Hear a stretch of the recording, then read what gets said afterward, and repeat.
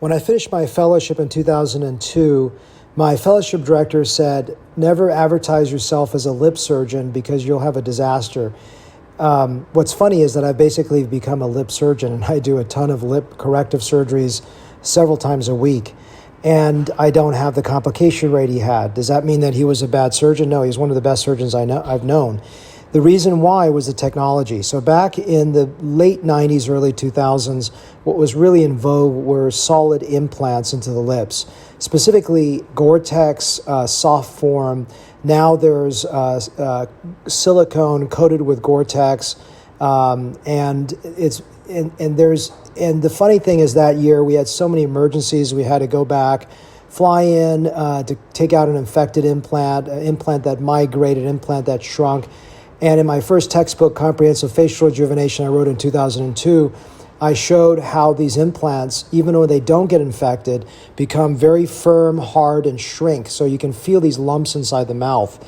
So first of all, if you do have one of these solid implants, you don't like the way it feels, the way it looks, or you don't see any benefit whatsoever, it's actually pretty easy for me to take them out. I've taken a lot of these out under a simple dental block where you don't feel my block, your lips are totally numb, you're totally awake, you don't feel anything, and I can slip that implant out pretty well. So if you've got one of these Gore-Tex, soft form implants that feel like a little rock inside your mouth, I can actually get rid of those for you pretty easily. So that's the first lesson. Second lesson is I don't do them. And why don't I do them? For all the reasons I've just enumerated. They shrink, they become hard, they lose shape.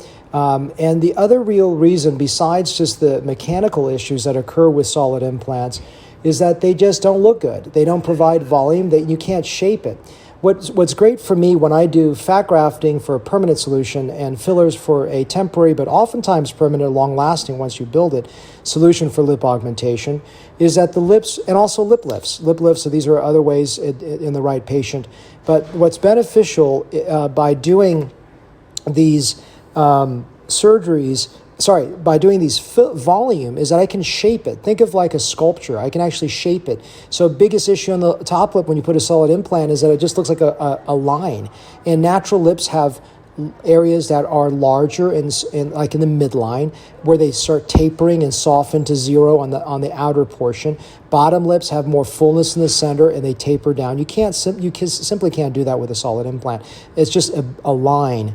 So this podcast is about why not to do solid implants, how to fix solid implants, and just to tell you that please consider either fat grafting or fillers. Now, in the past, many years ago, you may say, Dr. Lamb, you poo-pooed fat grafting.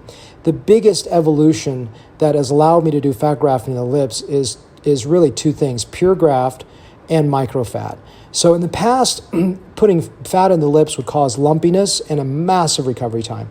What I've been doing in the last few years is I've been using pure graft that allows me to process the fat to its purest form. So there's a high viability, very little loss of the transplanted fat. In addition to that, I further break down the fat to a finer particle, so it's much smoother in the way it feels and looks in the lip and has much less recovery time.